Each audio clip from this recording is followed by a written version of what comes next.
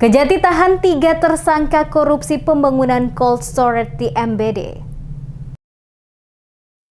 3 tersangka kasus dugaan korupsi pembangunan cold storage di Kabupaten Maluku Barat Daya atau MBD resmi ditahan pada Kamis 11 November pukul 18.30 waktu Indonesia Timur. Sebelum ditahan, setibanya dari Moa, ibu kota Kabupaten MBD, ketiganya menjalani pemeriksaan tahap 2 di Kejati Maluku oleh jaksa penyidik. Ketiga tersangka yang ditahan yakni John Kai selaku kuasa pengguna anggaran yang saat itu menjabat Kepala Dinas Perikanan Kabupaten Maluku Barat Daya, Ariance Gomez selaku PPK, dan Semi Theodorus selaku rekanan proyek pembangunan cold storage tersebut. John Kai dan Semi Theodorus ditahan di Rutan Kelas 2 Waiheru Ambon, sedangkan tersangka Ariance Gomez ditahan di Rutan Wanita Ambon. Ketiganya diduga melakukan penyelewengan anggaran pembangunan cold storage tahun 2015 di Desa Muain, Kecamatan Moa, dan Desa Nuewang, Kecamatan Leti. Nilai proyek tersebut sebagaimana tertuang dalam Pagu 2015 sebesar lebih dari 2 miliar rupiah, sementara kerugian negara yang ditimbulkan sebesar lebih dari 1,7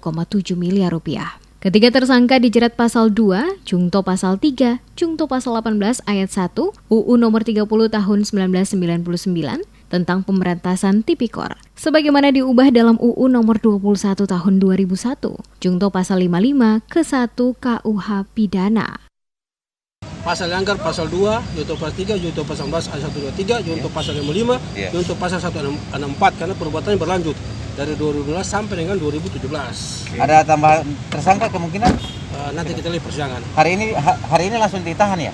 Tahan hari ini. Berapa orang? 3 orang. 3 orang ya. Ariance Gomez, Johnny James Kay dengan Semi Theodorus. Satu sebagai pengguna anggaran, Johnny James Kay, Ariance sebagai PPK, Semi Theodorus selaku CV perusahaan CV Berkat.